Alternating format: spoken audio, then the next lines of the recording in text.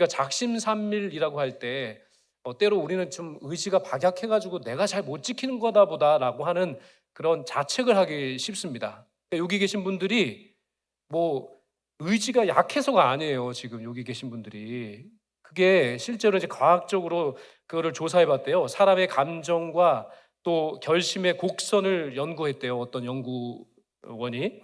근데 이제 그 학자가 그 연구를 해봤더니 사람이 아무리 큰 감격과 감동이나 결단을 해도요, 그 결단을 하고 나서 그 열정이 급격하게 떨어지는 게 언제인 줄 아세요? 언제겠어요? 급격하게 훅 떨어지는 게 언제인 것 같아요? 3일이에요. 3일이 제일 어렵습니다. 실제 우리가 3일이면 그 작정한 대로 감정이나 막 은혜 충만했던 것이 어디 온데간데 없이 사라지는 것처럼 느껴지는데, 실제로 그 사람의 열정과 감정 곡선을 그 연구가가 연구해 보니 진짜로 평균적으로 그 열정이 사흘 되는 그 날에 완전히 꾸꾸라지듯이 식어져 버린다라고 하는 겁니다. 큰 은혜를 받은 다음 날은 참 뜨겁습니다. 그 뜨거움을 유지하고 그 두 번째 날도 어느 정도는 그 뜨거움이, 열정이, 결심이 유지가 되지만은, 그런데 이 3일째 되는 날이 왜 이렇게 힘든지 모릅니다. 그 3일째 되는 날 처음 감격이 다 사라져 버리고 일상의 무게가 우리를 짓누르기 시작하면 그때 가서 포기하는 겁니다. 역시 나는 안 되는구나라고 하면서 그냥 포기하기 쉽습니다. 오늘 본문에 보시면 이스라엘 백성들도 아마 그 작심삼일로 포기하는 그런 과정을 아마 겪고 있었던 것 같습니다. 그들은 바로 홍해를 건넜습니다. 오늘 15장을 읽었는데요, 이 홍해를 건너는 사건이 바로 기적이 이 출애굽기 14장에 나옵니다. 그 14장에 보시면 홍해를 하나님께서 갈라주셨고, 그리고 하나님께서 그 땅을, 정말 그 홍해라고 하는 바다를 땅을 걷듯이 걷게 하셨습니다. 더 놀라운 것은 그들을 추격해왔던, 이스라엘 백성들을 추격했던 그 애국 군대들을 바로 그 홍해 바다에 몰살시켜 주신 분이 바로 누구라고요? 하나님이십니다. 전능의 하나님, 살아계신 하나님, 우리를 아시는 하나님, 그 하나님께서 바로 이스라엘 백성들을 그렇게 구원해 주셨습니다. 그 구원의 기쁨을 체험한 이스라엘 백성들 똑같이 찬양을 했습니다. 우리가 찬양 경연대회 때 그 열정적인 그 열정을 보이신 것처럼 너무나 기쁜 나머지 이스라엘 백성들이 다 같이 모여서 이 출애굽기 15장 1절로 21절까지 보면은 바로 모세의 찬양, 그리고 미리암의 찬양라고 하면서 찬양으로 그냥 가득합니다. 구원의 은총과 역사를 경험한 사람들이 하나님께 할 수 있는 거 찬양 아니겠습니까? 그런데 어찌된 일입니까? 그렇게 목청껏 하나님을 찬양하고 전능의 하나님, 천지 만물을 창조하시는 하나님, 그 이스라엘 백성들의 왕이신 하나님을 찬양하고 찬양했던 그들, 사흘 만에, 딱 사흘 만에 믿음이 온데간데 없이 그렇게 흔들리고 있는 것입니다. 그야말로 작심삼일. 오늘 우리의 삶도 마찬가지죠. 예배 시간에 은혜가 충만하고 또 눈물도 흘리면서 찬양도 하시고 그 열정을 불태워서 하나님을 찬양했던 그 마음이 온데간데 없이 그렇게 사라져 버린다는 겁니다. 우리가 지난주 얼마나 열심히 했어요, 그렇죠? 예, 막 군인처럼 막 하고, 막 특공대처럼 하고, 막 북한에서 온 것처럼 하시고, 막 한복 입고, 막 부채 돌리고, 막 얼마나 열정적으로 하나님을 찬양하셨습니까? 근데 딱 일주일 됐습니다. 지난주 이 시간, 똑같은 시간에 여기에 350명 이상의 사람이 모였습니다. 지금 다 어디 갔어요? 일주일 만에 다 어디 갔습니까? 그 열정과 그 패기와 하나님을 향한 그 감사의 고백들, 참 식어지면 안 되는데 참 그렇습니다. 그런데 정말 오늘 본문을 통해서 우리 하나님께서는 또한 비록 3일 만에 우리의 열정이 식어질지라도, 3일 만에 우리가 결단한 것 하나님 앞에 잘 지키지 못할지라도, 그래도 하나님 우리를 포기하지 아니하시면서 오늘 본문을 통해서 주시는 또 가르침이 있으십니다. 먼저 오늘 본문 22절을 같이 한번 읽어보겠습니다. 시작. 모세가 홍해에서 이스라엘을 인도하매 그들이 나와서 수르 광야로 들어가서 거기서 사흘 길을 걸었으나 물을 얻지 못하고 라고 하셨습니다. 이스라엘 백성들 딱 홍해 건넌 지 사흘입니다. 네, 사흘, 딱 3일입니다. 작심 3일, 그 3일이죠. 모세는 그들을 수르 광야로 인도했습니다. 그 광야길 3일 걷는 동안에 뭐가 없다고요? 물이 없는 겁니다. 물 중요해요, 안 중요해요? 네, 물 중요합니다. 지금 물이 펑펑 솟아나는 이 현대를 살아가고 있는 우리에게도 물이 얼마나 중요합니까? 근데 물이 없습니다. 가지고 있던 물 이미 다 동이 났습니다. 그리고 태양볕 아래 극심한 갈증을 느끼니 얼마나 그들이 힘겨웠겠습니까? 그러던 중에 이스라엘 백성들 딱 3일 만에 도착한 곳이 오늘 성경 말씀에 보면 어디라고요? 마라라고 했습니다. 마라. 이 마라. 말 좀 마라. 예, 마라. 예, 마라에 도착하게 됐습니다. 이 마라에 도착했는데 그런데 그 마라에 도착해서 샘물을 발견했는데 그 물이 먹을 수 있는 물이었어요? 못 먹는 물이었어요? 못 먹는 물. 왜 못 먹었어요? 네, 정확히 말합니다. 써서 마라라고 했습니다. 그 지역을 써서 마라라고 했습니다. 마라. 그래서 써서 못 먹는 그 물 때문에 이스라엘 백성들이 얼마나 원망을 했는지 모릅니다. 그렇게 하나님을 찬양하고 정말 만왕의 왕이신 하나님을 찬양했던 그들의 입술에서 이제 원망이 터져 나오는 거죠. 24절 같이 한번 읽어보겠습니다. 시작. 백성이 모세에게 원망하여 이르되 우리가 무엇을 마실까 하매. 이 물 어떻게 마시냐 이겁니다. 써서 못 먹게 생겼는데 죽은 물, 완전 죽은 물 어떻게 먹냐라고 하면서 그렇게 원망하고 있습니다. 3일 전만 해도요, 물이 많아서 원망했습니다. 무슨 물이요? 그들이 빠져 죽을 수 있는 그 홍해, 물이 많아서 원망했습니다. 그러나 그 물을 하나님 갈라주셔서 마른 땅을 걷듯이 하나님은 그 홍해를 통과할 수 있게 도와주신 것입니다. 그런데 그 감격과 찬양이 다 사그러들기도 전에 사흘 만에 이들은 반대로 물이 없다 원망하고 있습니다. 사람의 마음이 얼마나 간사한지 모릅니다. 그것이 풍성할 때는 풍성해서, 그것이 모자랄 때는 모자라서 원망하고 또 원망하는 것이 우리의 마음입니다. 우리가 좋을 때, 일이 잘 될 때, 하나님의 은혜를 경험할 때 하나님을 찬양하고 기뻐하는 것은, 감사하는 것은 너무나 당연합니다. 하지 말라 해도 합니다. 그러나 우리가 진짜로 하나님 앞에서 우리의 신앙의 진짜 모습이 드러나는 것은 그런 형통할 때, 기쁠 때, 감사할 때가 아니라 진짜 힘겨울 때입니다. 어려울 때입니다. 마른 땅을 걷는 것처럼 정말 어려울 때, 그때 진짜 우리의 본 모습이, 하나님을 향한 그 본 모습이 고스란히 드러나기 때문입니다. 이스라엘 백성들이 홍해를 건너고 나서 찬양 드렸습니다. 그 찬양 진심 맞습니다. 하나님 너무 좋아서, 하나님 너무 위대하셔서 그렇게 하나님께 드린 찬양 진심이었습니다. 그런데 이 사흘간의 광야길, 그 고난 가운데서 그들이 찬양하고 그들이 높여 섬겼던 하나님을 이제는 볼 수 없게 된 겁니다. 이 시험의 길, 이 3일이라고 하는 광야, 바로 시험의 길을 걷는 동안에 하나님을 바라보는 믿음의 눈이 완전히 깜깜하게 닫혀버린 겁니다. 놀라운 것은 이 시험의 길이 그들을 정말 포기하게 하고 정말 하나님을 끝까지 보지 못하게 하는 그런 시험의 길이 아니었고, 더 하나님을 바라보고 더 하나님의 진면목을 바라보면서 진짜 하나님 찬양하는 하나님의 백성으로 삼기 위해서, 그들을 진짜 고치시고 치료하시기 위해서 하나님은 그 광야의 길을 걷게 하셨답니다. 환자는 자신이 아프다는 것을 인식해야지만 의사를 비로소 찾아갑니다. 그래야 내가 아픈 것이 있다는 것을 환자가 직접 깨닫고 인정해야 그때부터 진짜 의사를 통한 치료가 가능해지는 것입니다. 하나님은 우리를 시험과 어려움의 형편 가운데 때로 그 광야의 길을 걷게 하신다는 겁니다.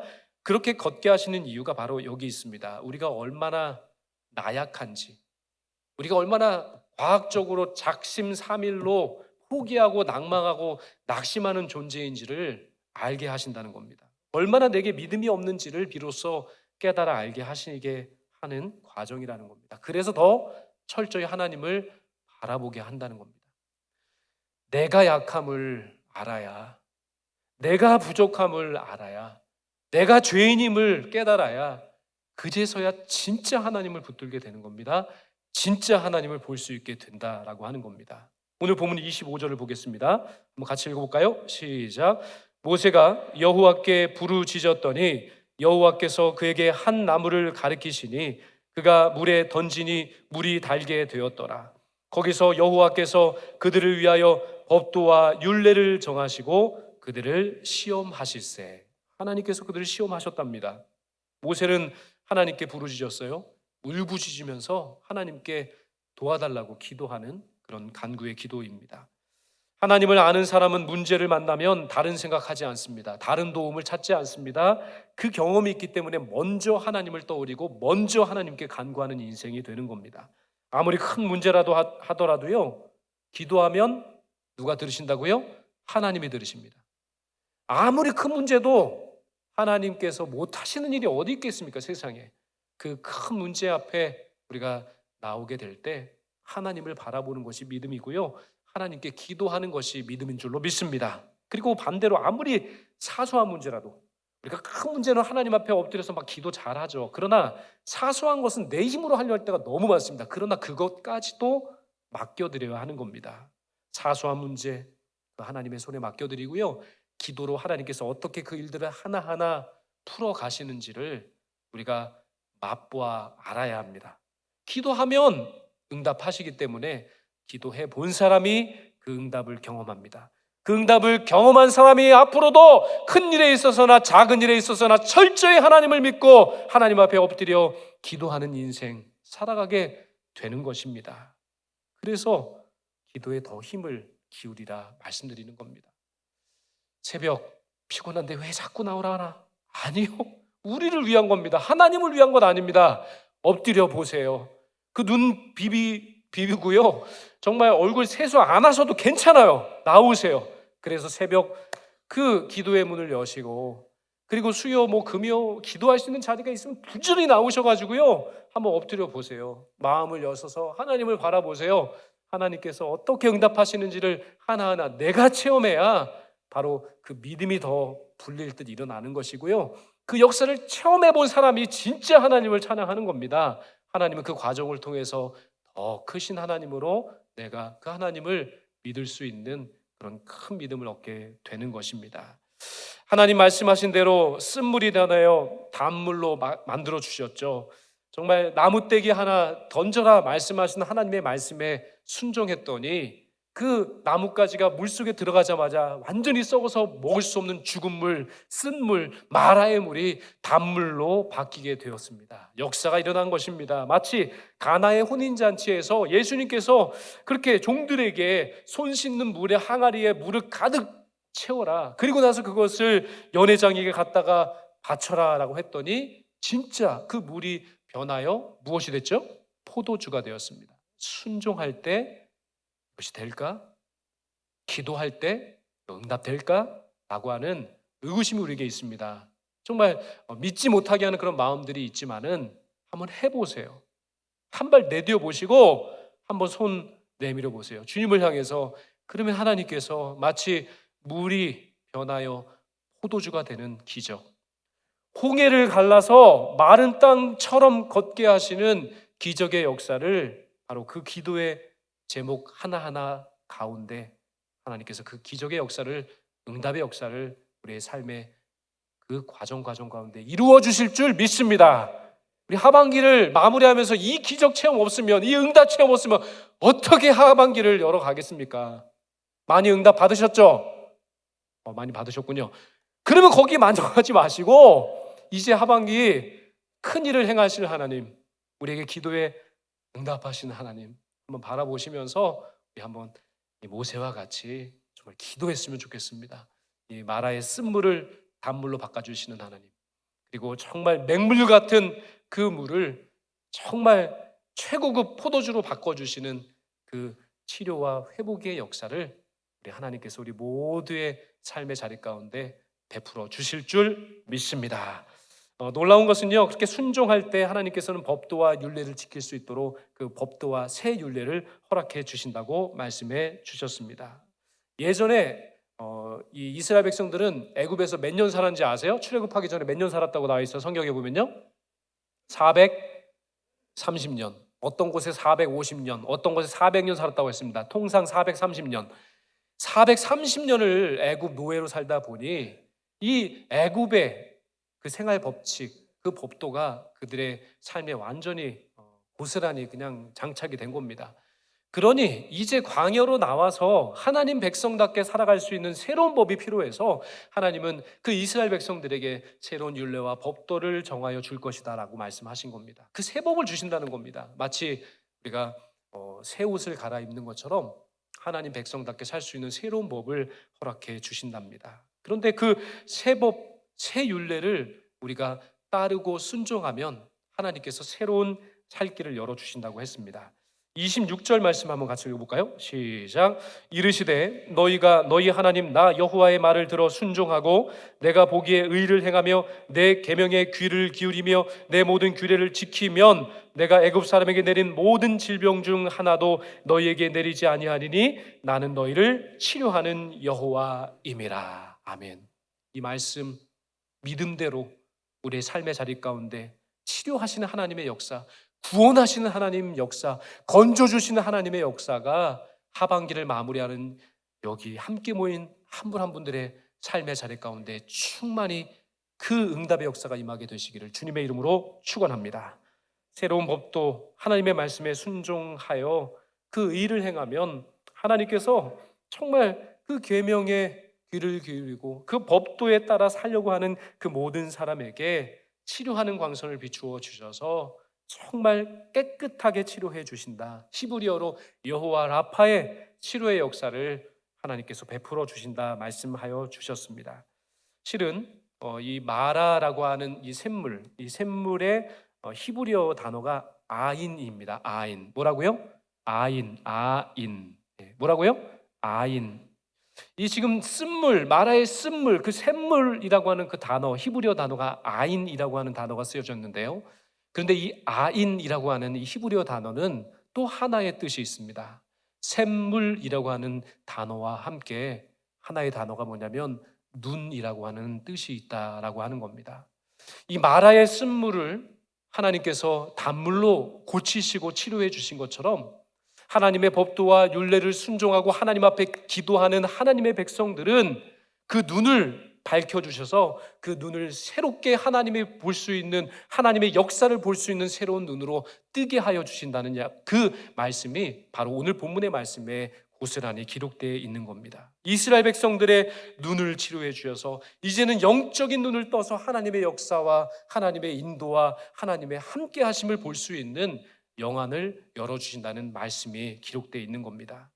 우리가 구세주 예수님을 우리의 주님으로 영접하여 세례를 받으면 이제 하나님의 말씀과 규례대로 살아가기로 다짐했다면 이제부터는 무엇보다 우리의 눈이 달라지는 겁니다. 전에는 세상 가치관을 통해서 세상을 바라봤다면 이제는 영적인 시각이 띄어지는 겁니다. 다쳤던 영적인 눈이 아인이라고 하는 이 영적인 다친 눈이 바로 치료하시는 여호와 라파의 치료의 역사로 말미암아 다시 띄어지기 시작합니다. 그때부터 하나님께서 어떻게 역사하셨는지, 하나님께서 어떻게 역사하실지가 보이기 시작한다는 겁니다. 그때 원망과 불평은 우리의 삶의 자리 가운데 떠나가게 되는 역사가 일어나게 될 줄로 믿습니다. 영적인 눈으로 보면요, 그때부터 하나님의 살아계심이 보이는 거예요.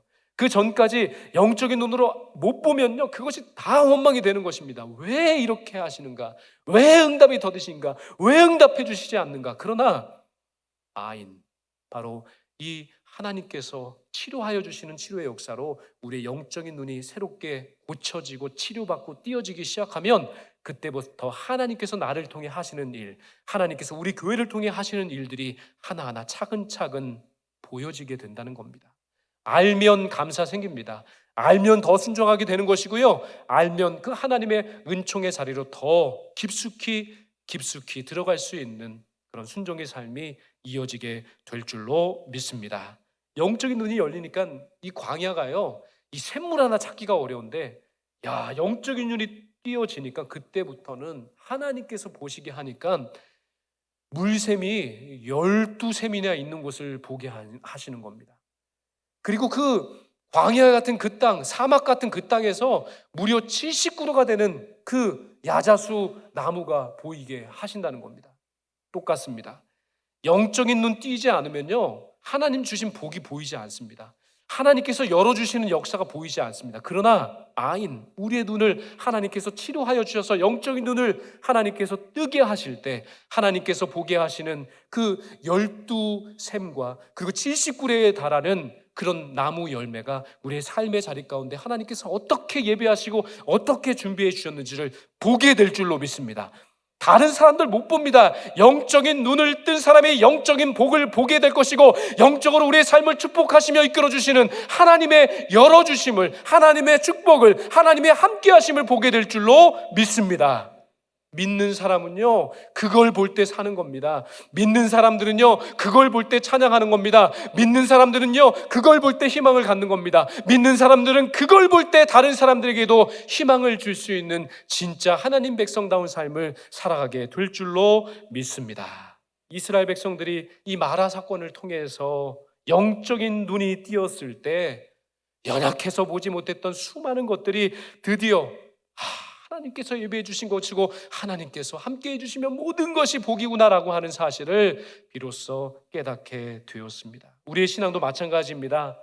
예배의 감격이 사그러들 때, 우리의 결심이 사흘도 못 가서 포기의 자리로 나아가려고 할 때 그때 좌절하지 마시기 바랍니다. 반드시 하나님 앞에 엎드리는 하나님의 백성에게는 여호와 라파 치료의 광선이 비추어질 줄로 믿습니다. 영적인 눈이 가려졌다면 하나님께서 그 영적인 눈을 떠서 하나님의 하실 일을 보게 하실 것이고요, 지금 당장 보이지 않아도 조금만 기다리면 지금 앞에 펼쳐주신 하나님의 축복의 역사, 환하게 우리 길을 열어주시는 하나님의 은혜의 역사가 나타나게 될 줄로 믿습니다. 왜 끝까지 참지 못해서 엎어버리십니까? 왜 하나님께서 다 차려주신 그 복을 받아 누리지 못하십니까? 조금만 참아 보십시오.